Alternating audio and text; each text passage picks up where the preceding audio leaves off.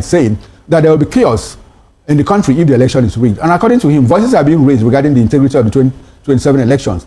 Our leaders and INEC should listen. Anything short of the most transparent elections will produce neither winners nor losers. Rigging will risk plunging the country into worse crisis. No one wants that, he wrote in his ex-annual. Now, his warning comes amid a wave of discussions about proposed electoral reforms, including a controversial plan by the House of Representatives to hold all 5 major elections, presidential, National Assembly, gubernatorial, and state assembly elections on a single day. What does this portend for Nigeria, and what type of political culture are we building? Once again, welcome to Political Lens, Barrister Adams. Thank you very much. Of these threats. Is it a violation of the laws of the land when people make such threats and follow them up with actions? You recall that when Babangida made a statement in 2011, and somehow after the elections, people were slaughtered in parts of the north. He wasn't brought to book. Nobody was arrested. Nobody's career was damaged. Malam Issa Kaita made similar comments that will make this country ungovernable for Jonathan, and it happened. Everybody knows what went down with the arrest of the kidnap of the Chibok girls, the role played by certain elements who are also in government at this moment that we are speaking, that we are holding this discussion. And in 2019, Nasiru El-Rufai said, look, election observers, international election observers, be very careful, otherwise you go back in body bags. That was a direct threat. If you put all of these things together, and we have Hakeen Baba Ahmed, who resigned as political advisor to President Bola Tinubu, said, look, if by 2027 elections are rigged, there will be a problem in this country. Barrister, what are the legal implications of these comments? Are they actionable? Can somebody go to court? Why is it that intelligence communities are not acting when such threats are made? Not just made, but carried out. Thank you very much. It tells you, or it goes to show the kind of country that we operate and the kind of democracy, so-called, that we say we are doing in Nigeria here. Now, let me tell you very potently and very quickly that, first of all, if these particular statements or maybe outbursts, if you do a trajectory of what has been going on there and those who made these statements, you find out that they are from a certain part of the country. Okay. They are from a certain part of the country in the sense that I do not even want to mention the part of the country they come from, but those who are periscoping, these issues, we know the part of the country they are from. The question we should ask ourselves, first of all, is it that why do these outbursts always come from, politicians or leaders, from that part of the country? Okay. Why is it so? Is it because they are so power hungry? Is it because it is only when it goes their way that they will say election was peaceful, free and fair? Is it because they have a stake, in the electoral process of Nigeria as a democratic nation? Now, we have to periscope this, number one. Let me tell you this, that if you look at some time ago, there was a particular recording or statement that was credited to Ahmadu Bello. Okay. One Ahmadu Bello, that he had that particular, script, 12 days or 11 days after our independence in 1960. Precisely on October 12th, 1960. He made a very copious and inciting, statement in one of the occasions he attended. I might not, quote him verbatim. Okay, but you can rephrase. He was referring to Nigeria as an estate of their grandfather or great-grandfather, Uthman Danfodio. He was referring, he made that statement. That is about, many years ago, I was not even born as at that time, 1960, as the case may be. He made such a scathing statement, referring to Nigeria as, the estate, the estate of the great-grandfather. That particular, went viral. And, people, scholars have not been able to say, no, that is not true. They never made such statement as case may be. So that tells you that there's a particular belief that this particular entity, belongs to a particular set of people. Okay. Then too, as at that period too, that was when Awolowo even said Nigeria was a geographical expression. That was by independence. You understand the point now? You could understand about Awolowo. He never incited people. Now, coming back to what is happening here, Muhammadu Buhari made such scathing statements and outbursts. Nothing happened to him. You had people were killed. People were killed. People were murdered. We periscoped that particular statement. As at that time, nobody came out to say, let them even begin to look at this man, and see if they can invite him. Nobody did invite him. El-Rufai came again and said, body bags will be taken. It is a statement recorded against them. They have not come to say no or refute those particular statements or report those particular, quotes, that is ascribed to them. But nobody invited him, even when he was governor. He had immunity. After being governor, he does not have immunity now. The DSS has not invited him. Let me tell you that you find out that Nnamdi Kanu that is today being tried, in Nigeria, in the gulags, all over Nigeria today, what did he do? He only made statements somewhere. And before you knew what was going on, they went for him. And they believe that he was trying to contradict, section, 2 sub 1 of the 1999 Constitution that says that Nigeria is indivisible and indissoluble. You understand the point now? He went far away England, he was there far away Kenya, they wanted to extradite him back to Nigeria here because he made a statement which they felt was inciting. But this is somebody who was living with us one before he died, who made inciting statements. People were killed. People were massacred. Nothing happened to him. And El-Rufai, I have nothing against them. And El-Rufai made a similar statement in that election of 2019, talking about body bags. And in fact, a lot of people lost their lives in Kaduna and the rest of them. True religious wars and whatever as the case may be. Internecine wars in Kaduna. Nothing happened as the case may be. Nobody tried it. If you look at the case of Simon Ekpa again, I am not directly saying I'm supporting what these people are agitating for. But the statement related to Simon Ekpa was, a statement that was made somewhere. And it was profiled as a threat to Nigeria.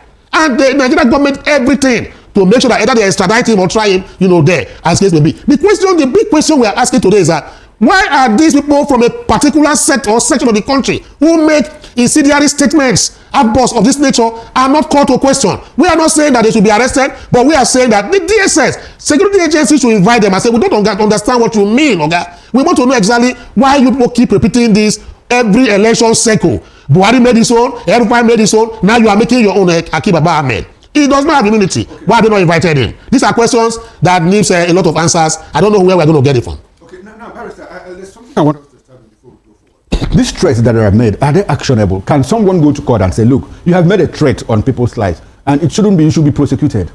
Is it actionable? See, under our Electoral Act, okay, when you incite people to violence or violent tendencies during election or before elections, it's an actionable level. It's a criminal offense. Okay. Incitement is a criminal offense.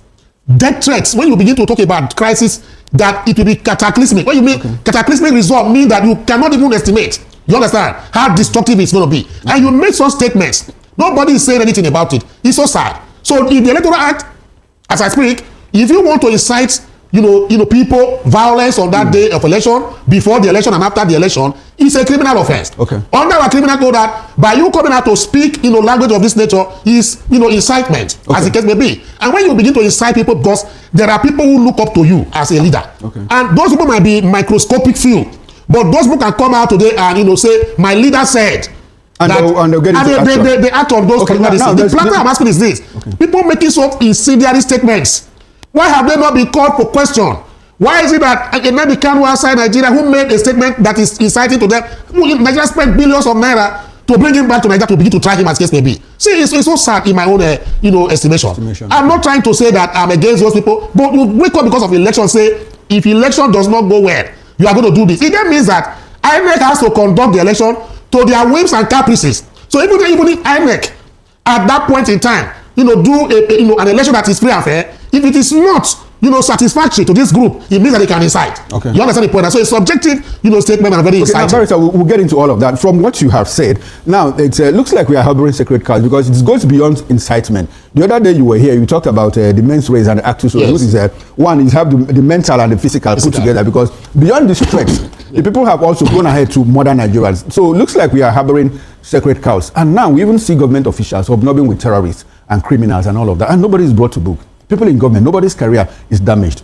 If we allow all of these things to happen, we are talking about strengthening our legal system, the criminal justice system, our jurisprudence, and all of that. If we allow these things to pass by without people taking action, without the government acting on it, how then do we strengthen our legal system, criminal justice, our jurisprudence? Are we making progress or are we going backwards? We are going backwards, when we talk about criminal jurisprudence.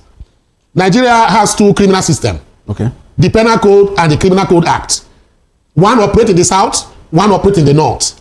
So when you are in the north, for instance, what happens is that an offense or something that may be an offense there may not be an offense in the southern part of Nigeria. So you go to maybe Kano, for instance, you are being held for drinking on the street. Let me use that word, open and close now. You are being held, on the street, or maybe in a beer or a restaurant where you are taking your, alcoholic beverage, as the case may be. This is criminalized, and you go there, they prosecute you. But in the southern part, it does not happen. So which means we have two divides.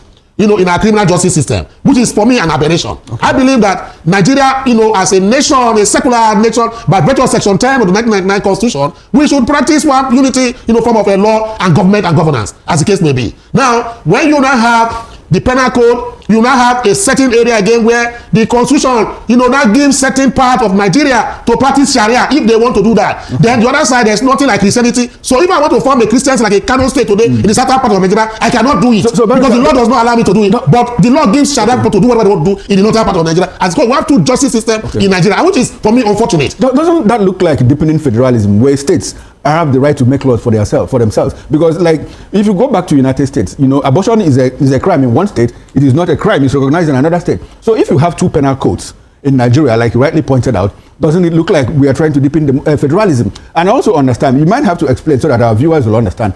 Why is it that we have what we call laws of the Federation and laws of Lagos State? Why that difference? What does that mean? In that particular instance, that is the law I wanted to operate. I wanted the kind of laws to have the federal laws and the state laws. We have the laws of Lagos State. Good, you have laws of Lagos State. Okay. You can have a law made by the House of Assembly of your state. That's why you have your houses of assembly that do make laws for you. Okay. Criminal laws also, you have a committee that will come up and do criminal justice system in Lagos City. Okay. But my difference here is that this particular, even in the US, the difference in law application is not based on religion or ethno-religious, affiliation. Okay. For instance, the Sharia code is a religious code. The Sharia is, let us not forget, Sharia is a religious code of the Islamic.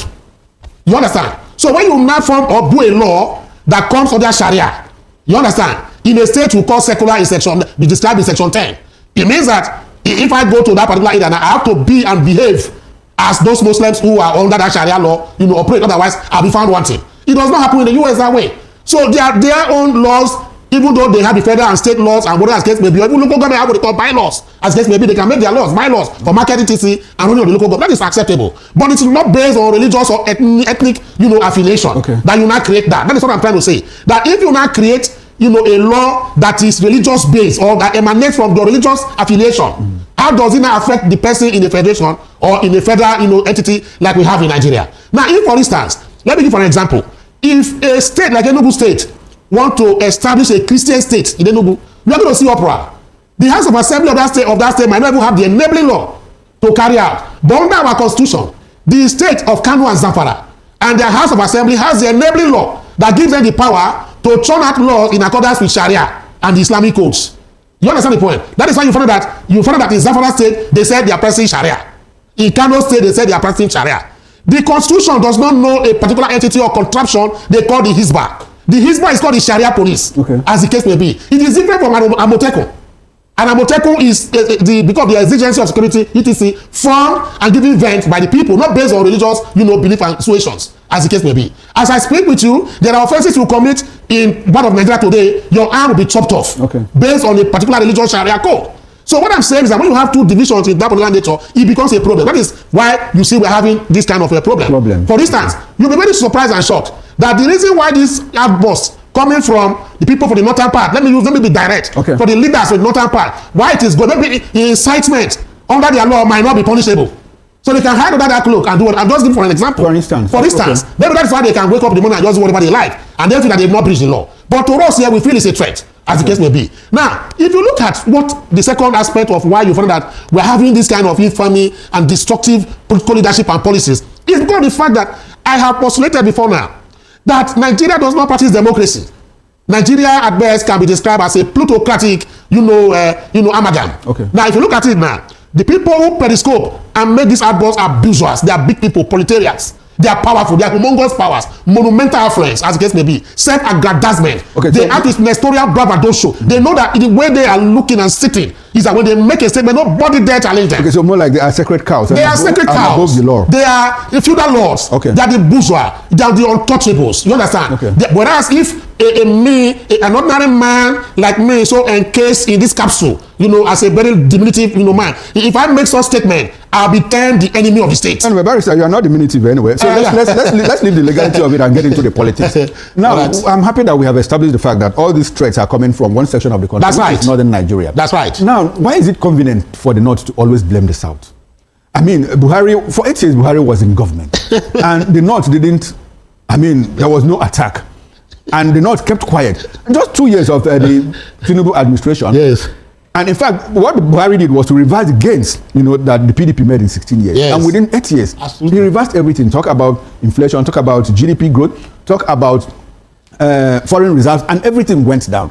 And just in 2 years of Tinubu administration, the North seems to have forgotten everything that went down under Buhari. And now they are kicking. Look, we want power back. We want the power to come back to the North. Why is it that the North is always jittery when they are out of power? And does it look like, it does appear that they are overly oppressing the South? And why does the South take in all of this without reacting like Northerners?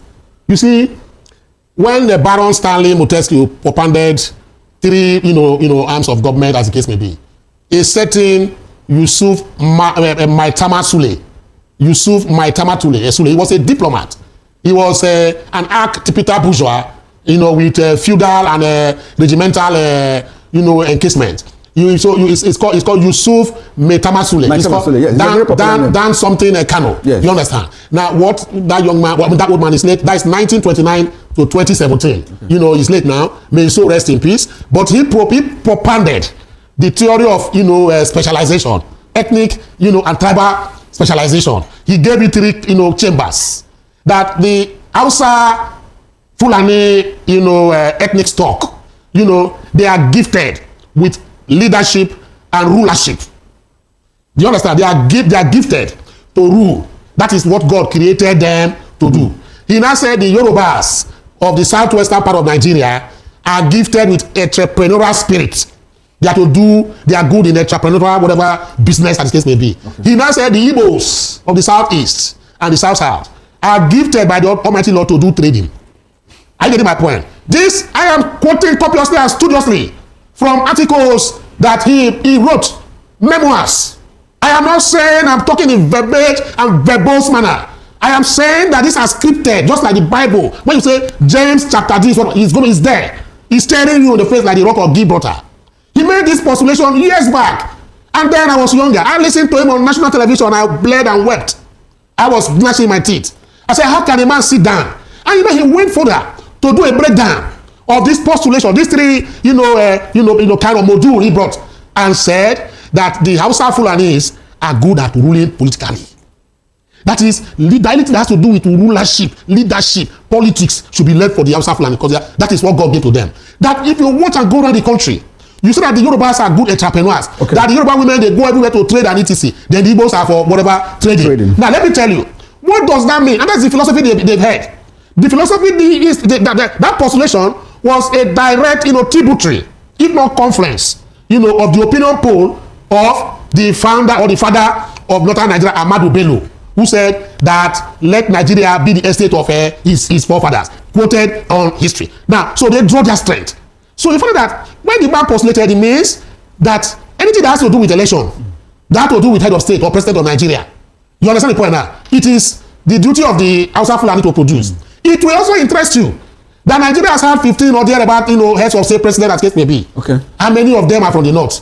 Out of the 15, you understand the point now? Even during the military era, as the case may be, those who were famous for coup and all those, when we hear the song of coup, we just say, oh, it's going to be announced, somebody from that side that is going to make it, maybe be the head of state. Apart from Olusegun Obasanjo, Murtala Muhammad that came up, he was from that side too. OBJ was from the southern part of Nigeria, as the case may be. We never had any other this. Someone happened to get the knocker as the rest, even in Middle when they come up on the rest. But thereafter, we thought there will be no coup again until Abacha now came. And that man from that northern stock, as the case may be, from Babangida to Abacha. But Abacha was to handed over again to a stock man and his ethnic tribe man from the same side, as the case may be. Right. We are not trying to profile ethnicity there, but giving the historical periscope of what has happened in Nigeria. So they feel that it is like that. So you feel that was why you see the president as at that time, because people make jest of him. But at that time, even though I didn't vote for him, I looked at the president and said, oh, this man, has said something that touched my heart. Emiloko, it's my turn. He might not be talking to Buhari directly. He might be talking to Nigerians in general. That look, maybe he has gone through the historical parts of presidents in Nigeria, and I've heard that he's from he's skilled against a particular area. Okay, now, Barrister, in all of this, I want us to interrogate the value of what they are postulating, that they were born to rule. For 64 years of Nigeria's independence, the North has occupied it for 46 years. And if you look at the economic indices, in everything, in terms of poverty, Human Development Index, out of school children, insecurity, the North still post figures that look down south. And meaning that, look, in everything, they are still the poorest of the poor. So of what value is this power to them? And why is it difficult for don't they have a middle class to change all of this? And I keep going back to this question. Why is it difficult for the South to come together and push back this sentiment? We have seen it happen. It happened under Jonathan, And before us, it's happening again. And nobody is saying that, look, we need to fight in all of this. But why is it convenient for the North to lord it over the South? And the South keeps quiet. Why can't there be some kind of unity, between the North, between the Southeast, South, and Southwest to say, look, enough of this. The North was primed for 8 years. They did it 8 years under Buhari. And now just 4 years of Tinubu. And they want to take it back. Why should that be? Why should it happen? And why is more like the South silent on all of this? First of all, let me talk about the poverty you talk about in the North, even though they've been in power. You understand? You may be in power and you are very poor. You understand? When they say poverty is not having money or not having money, as the case may be, there's a reason for that. Okay. Then two, is that if you go to the thesis or book written by Dante Alighieri, he's a canon poet. You understand? Dante Alighieri, talks about the 7 layers of hell. As the case may be. That is what the North, in my own opinion, is passing through. He talks about the purgatorio and, talk about, the paradiso. Okay. You understand? Purgatorio and paradiso. Purgatorio and paradise. So you find that we will look at it as if, the paradise has come very close to the North because they have power. So they are going to get everything. But the more they struggle to do that, the more they are having problems with the purgatorio, whatever. Maybe for them and poverty, we hold them, as the case may be. So I liken that situation in the North to that particular area. Then two, is that the northern part of Nigeria has been held bound, by what I call, the Sisyphean syndrome. These are, philosophical, whatever I'm going into, jargons, yeah. as the case may be. Then you now have the other syndrome that is disturbing them, where you find out that a particular armed robber or a particular man who has held you, down, stunted your growth. You can't even move. You depend on him for everything. He has brought ruination to your country and your nation, but you cannot rise up against him. Because you feel that each time he comes, you look up to him for feeding and food, for survival, okay, as the case may be. So that is the situation you find that it's called the Stockholm syndrome. You've heard about the Stockholm syndrome, as the case may be. Now, the northern followers see people like Buhari, Rufai, who have been oppressing them and made the region very poor. The average northern man does not see region being poor. He sees his region as, even if I'm hungry, let me have power. Let my brother or let my religious man be in power. I'm satisfied. Even if he does not, construct road, he does not bring good healthcare, he does not bring water, education, etc., there is no problem. That is why they are suffering and they have been in that palpable, poverty-stricken level, for my own explanation. Then the southern part, why are we tamagant? Why are we so acquiescent when it comes to, coming together as a united module? Why is it like that? The reason is because of the fact that in the southern part of Nigeria, we have very transactional and prescriptive politicians and leaders.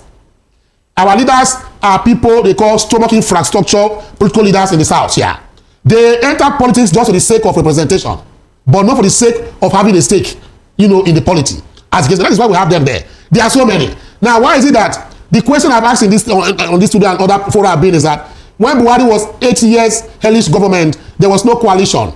There was no coalition that could bring in a P2B, that could bring in, maybe an Rufai, that could bring in Odigi Oyegun, that could bring in the people that we are having now coalescing into one module. Why was it like that? You find that the reason is not far-fetched. As at that time, our southern leaders who should have stood up against hunger and poverty, debilitating one for that matter, were colluding with the government of the day. It is in this particular state or Nigeria that somebody somewhere here said he's building railway from Lagos or whatever to Maradi. You understand? Whereas the own conurbation and the state where it comes to that is closer, there is no railway, going to that particular place. You can see the mentality. So if you now say you are constructing a railroad of about 2,000 kilometers from the center of economic activity, you go all the way to Maradi in the Niger Republic because you want to satisfy a particular politician who is your godfather. But you never did one to the southeast where you are from. You never did one or connecting one to the south side where you are from. There is no northern politician that will be in power in that position that we do what that particular minister did. Okay, so essentially, so they are prescriptive and transactional. So that is what happened. Because that's right. If you recall, the last time there was a coalition in this country, yes, was in 2014. In 2014 to take out Jonathan. And like you said, for 8 years there was no coalition against Buhari. And unfortunately, curiously, the 2014 coalition was even headed by Southerners. Talking about the sitting president. The same people are the people who are forming. The same people from the South who are forming against their Southern person or brother or leader. I'm not a Tinubu supporter. But what I'm saying is that it has come to a point in Nigeria that we have to open our eyes. The same people who are fronting the particular coalition today, are they so people that coalesce against Jonathan? that form an amalgam against Jonathan and remove Jonathan from government. In fact, not even removing him because Jonathan cried. He just said, I don't want to go the normal way. Okay. They scared him out of government. And he left, but today we are regretting it. Okay, now, Barrister, let's talk about this, the idea. What even brought Hakeen Ahmed to say this? He says, look, that there are plans to rig the 2027 election. And one of such plans is that, look, the National Assembly is trying to make a law that all the 5 elections, sets of elections, talk about the presidency, National Assembly, Senate and House of Representatives, the governorship and the House of Assembly will be conducted in one day. Are you for or against that law? And what will be the points of disagreement? If you do disagree, you see, when he's working on presumptions, okay, it is a bill according to him. Okay. Now, if you are to do whatever, you are to sensitize. There are ways. This is a democracy. Okay. If you don't want a bill to go through, you act as a filibuster. A very influential man like that can set up a group, not threatening us, but can set up a group of scholars. No. I understand why he said that. Yes. My question is this: yes, okay. You as an individual, as an analyst, as a lawyer, as a political player, okay, are you or do you buy into the idea that elections should be conducted in one day? I don't. Okay, so why? The reason are not far-fetched. Okay. Even when local government elections, one is going to take place in Rivers State very soon now. The people who are contesting in that election, they are not up to 2,000. If you put everybody, maybe the candidates, they are not up to 2,000 or the various political parties. But you will be very surprised that the research cannot manage them. Voter party number 1, number 2, voting materials will arrive late. Incidences of beavers not working, as the case may be. So, for instance, if the presidential election that had only presidents, that is the president and the House of Reps, etc., and Senate as the election of the day, INEC could not properly mobilize. There were no voting materials in some areas. Where they came late. The incident form was used because the beavers or electronic voting machine was not working. When results now came out, to upload results became a problem, as the case may be. So you find that if you now say all elections, both governorship, etc., INEC, we have too much on its plate. Okay. So for me, I do not think that is feasible. So the way they have made it, the way governor, president broke down and whatever, is okay by us. But if we have transparency, then all these things will be nothingness. As a matter of fact, the process of mobilizing for a presidential election is the same process for mobilizing for the governorship. That's right. So what will be the difference? The difference if you are mobilizing for one, why don't you do the same thing together? Because that is the argument some people are putting out. The capacity of INEC conducting the election. No, exactly their point. Yes. So if it takes INEC, like the logistics required to conduct presidential elections, yes. So why is it difficult for them to say, okay, it's just about, people say it's just about balloting, the ballot box, the ballot sheets. When an electorate walks into your place, you accredit him into the unit, you accredit him, give him papers and all of that, and you just issue him 5. He votes for the president, votes for the governor, the senator, the House of Reps, and House of Assembly, and collation is done seamlessly, singularly, instead of having to remobilize after 2 weeks.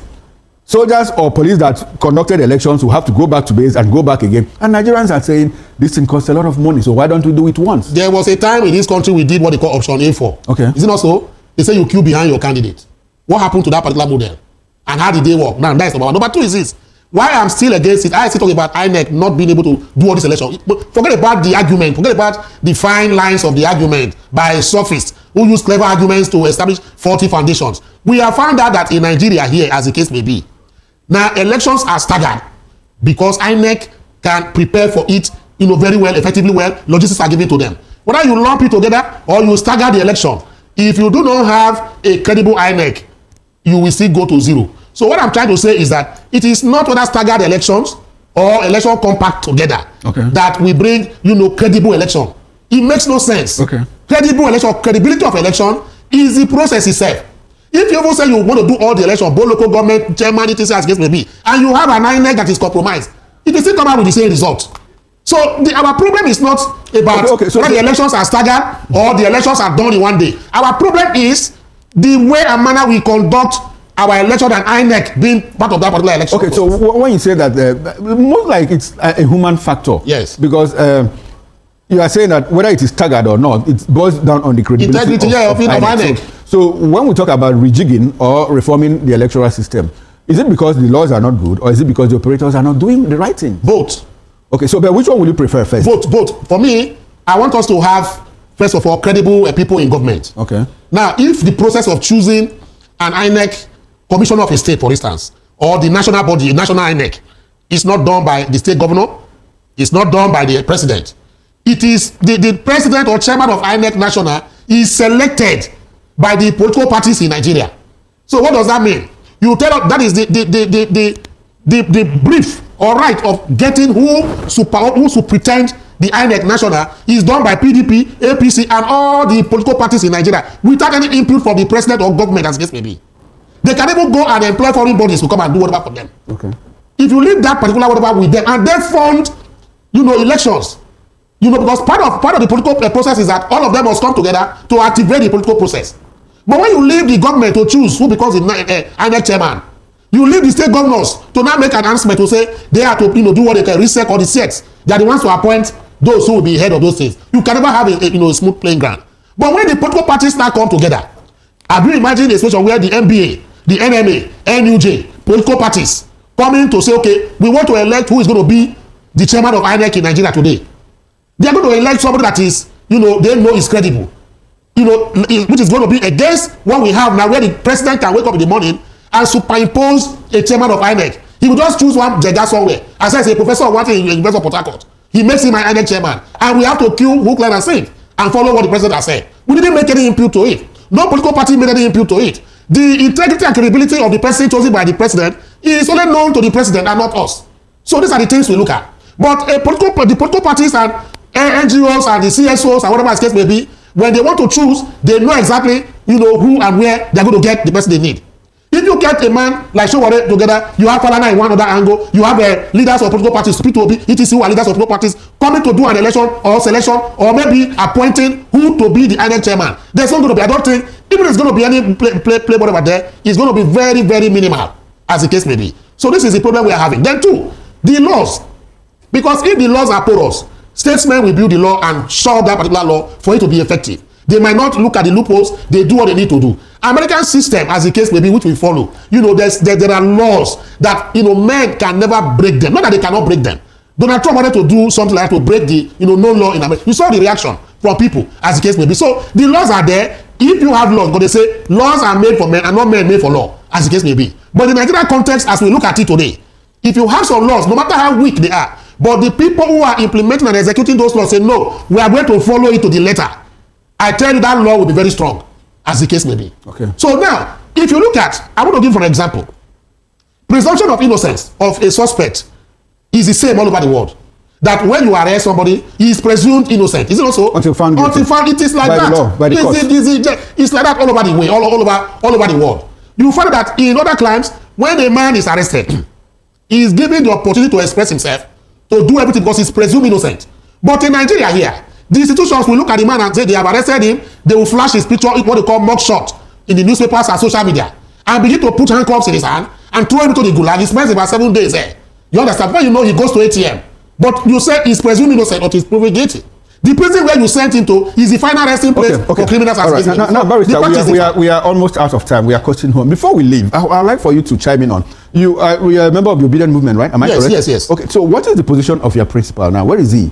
Is he in the Labour Party, in the ADC, or is he going back to PDP? P2B made it very clear, because I don't know why people are looking at only P2B as the only. Atiku Abubakar is a PDP member, is there. El-Rufai is an APC member. He has left PDP, just left recently. Okay. Even El-Rufai, the party, SDP, suspended him for 30 years. I don't know what they did to him. Okay. Why are they periscoping only Obi in this particular instance? The man has said. So what does that tell you? Yeah, that tells you that about the spotlight to be received. The kind of spotlight he receives. That in our consciousness, this is the man we need. But those who determine what happens to Nigeria do not want him to come. Now let me tell you, and let's reiterate again. What P2B has said is that, look, I am a member of Labour Party. He has said so. Even quite recently, he made that particular announcement to the whole world. And everybody listened to him. And he said the reason why he's in the coalition is because that is what all of them agreed. That is both Labour Party, PDP, that was what all of them agreed to come and form a coalition to take out a bad government. It's like an emergency situation. Now you have a snake in your house. You need to go and call your neighbor if it's too big for you to take, to come and join you to kill that snake and take the snake out of your house. When you now take that snake out of your house, you can now begin to congratulate and say, oh, thank you for coming to help me or rescue me, as case may be. Not when the snake is inside there, you begin to look at, what the politics and the rest of it. The snake will lie down there and even bite you if you don't want to go outside and look. So P2B is looking for ways. He's very intelligent. People don't know that P2B has intelligence. He's the only politician in Nigeria today that has been tried and tested. Every time you ask a P2B question, he has an answer to it. Now, what does that mean? It is not those that you go and ask questions. They say, please go and ask my special advisor. P2B will tell you this is the reason why he wants to be in government. I have read the manifesto of Obi, and I thought he's the only politician I dare challenge any other politician to bring up his own personal manifesto. Obi has a conscious effort, what he called the roadmap to greatness of Nigeria. So why would Nigerians give him a chance? Why do they need to pull him every time? He comes out, they want to denigrate him. He speaks, they want to tell him he's not somebody that should be there. Okay, talking about denigrating him, the last thing we heard was that he has been appointed the National Organizing Secretary of the ADC. Did you hear that? I did have not. It has not come to us openly. Anyway, but his media, the P2B media outreach has debunked that story. That is it. Because let me tell you, I see P2B. Let me tell you, for instance, Atiku has been moving up and down in Nigeria. For the past 1 month, P2B has spent close to 100 million, distributing to indigent students, to healthcare centers, CTC. No Nigeria. We are out of time. It's so sad. We are out of time. Before we leave, can you use 30 seconds, to give your concluding thoughts on the fact that a certain group of people are threatening, to make the country ungovernable if the elections are rigged? Should the elections be rigged in the first place? Elections should not be rigged. Okay. But that is not a yardstick for people to threaten, brimstone or whatever the case may be. The Nigerian Security Agency should go after whoever says that they will make the country ungovernable the same way they went for Nnamdi Kanu in Kenya to bring him back to Nigeria and begin to try him. Right. There are no sacred cows and we don't have plutocrats who are coming to dictate to us. They should go after them and arrest them or even invite them. Right. So this is just the take I have today. All right, now this will be a good place to go. Barrister don't finish work. Nothing much to say. My barrister from Edo, this man, he don't finish work. Anyways, you listen to everything he said. That is the truth. Politicians from the south, from the southeast, from the southwest, the three regions, south, southeast, southwest. They are just political transactional. They are into politics for transaction. Fear. I don't. If problem won't come, make the problem come now. Make the problem come, make the biggie come. Yet we they pretend make problem not come, The thing is going worse. We keep quiet. That is just the basic truth there. Nothing. That's the basic truth. Barrister said it all. So we are not ready. If we are ready, we will know to move this country forward. Once, the first time, everybody will come to say, this thing must stop. People from the south is, if at all, they have the same ideology. Now, the Yorubas, and even the Yoruba, the hatred the Yorubas now have for the Igbos, that's another thing. So how are they going to come together? The Yorubas are busy fighting the Igbos. Meanwhile, the Northerners are busy fighting us. Fighting the same Igbos. Just imagine, as if you were born to rule. He said it now, that is it. They are born to rule. They are good at ruling. Be it good or bad. They just want to see the power. And once they are in power, their citizens dare not complain about bad government. As far as their person is the one in power, it doesn't matter to them again. But once power left them, leave them like this, it's like something left their body. Their body is not complete. It becomes a problem. Even if we say, yeah, Tinubu is not working, it has failed in many aspects. But the way the Northerners are going about it, look at what they did to Jonathan. Nobody could challenge anybody. This man just said it all. I just said, please, if today is your first time coming across this YouTube channel, please do me a favor, subscribe. You don't watch the video reach this time. Why you not if you subscribe? I'll be your guy now. Run on. Barrister, nice one. Until when we are ready to change, that boils down to the video I did before. The one on the Northerner who is confessing. He said that the Northerner, they are not the Northern elites. Ask them to buy their brothers, to buy anybody. Whatever the Northern, the leaders ask them to do is what they do. But that they can buy, they destroy properties, they buy here and there because their leader asked them to do it. But now he realized it's the same thing because power belongs to them. Now, 2 years. By all means, by all costs. And again, we said that many times now, that there is one who threatened Tinubu's wife now. I think it was last year, barely when Tinubu was sworn after the matter from the Supreme Court. Everything. One Islamic, one scholar, one cleric, not scholar, one cleric. He threatened, he came openly now. He was speaking his language, speaking a challenge, threatening Tinubu's wife. He threatened Tinubu's wife. That video circulated everywhere. But until today, Tinubu did not do nothing. His wife did nothing. They say, leave them, they are hungry, they are this, that. No. What is happening in Lagos State? The same problem. Don't do this. See, Nnamdi Kanu, they are holding for nothing. Nothing against. Nnamdi Kanu has been vindicated many times. But yet, they say no. Now that one, Tinubu, in power, Tinubu and Buhari get power. And nobody from the north, from the south, east, all of them could challenge the power. So, like, if heaven won't fall down, may heaven fall. May this country just break. With this problem when the Northerners and the Yorubas, Tinubu, they do now, So we talking before Tinubu we make it easy for revolution. So with this thing now, this country will divide. If there's any reason why Tinubu will continue in 2027 before 2031, this country will divide. That is for sure. But anyways, like I said, subscribe to this YouTube channel.